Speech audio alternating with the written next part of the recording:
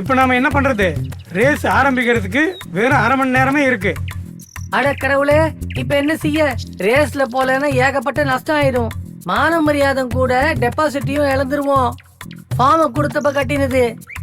அப்போ டிங்கு லம்புவ உத்து பார்த்தான். அப்புறம் லம்புவ வேற மாதிரி பார்க்க ஆரம்பிச்சான்.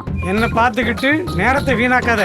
வா, வேற யானைய அரேஞ்ச் பண்ணுவோம். குறைஞ்சபட்சம் டிபாசிட்டாவது மிச்சமாகும்.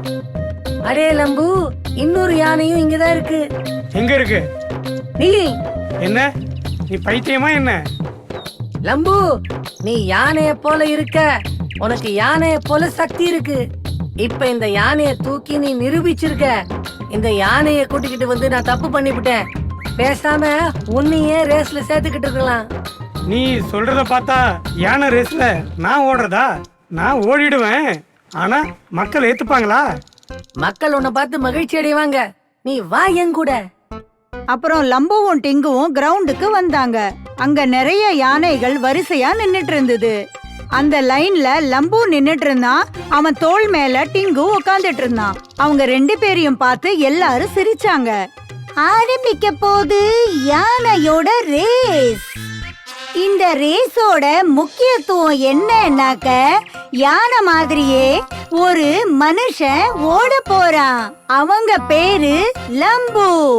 அவங்க மேல உட்கார்ந்துட்டு இருக்கிறது டிங்கு.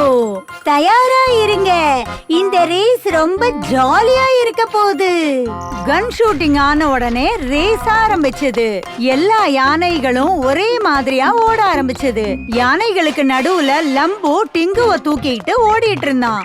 ஓடு லம்பு, இன்னும் வேகமா, இன்னும் வேகமா. லம்பு வேகமா ஓடினதுனால எல்லா யானைகளையும் விட முன்னாடி ஓடினான். லம்பு ரேஸ ஜெயிச்சிட்டான்.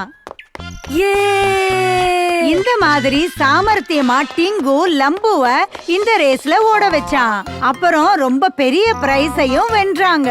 அவங்கள ஸ்டேஜ்ல பிரைஸோட பார்த்த உடனே ஆடியன்ஸ் சைடுல உட்கார்ந்து இருக்கிற ஆட்டிடியூடுக்கு எரிச்சலா வந்தது.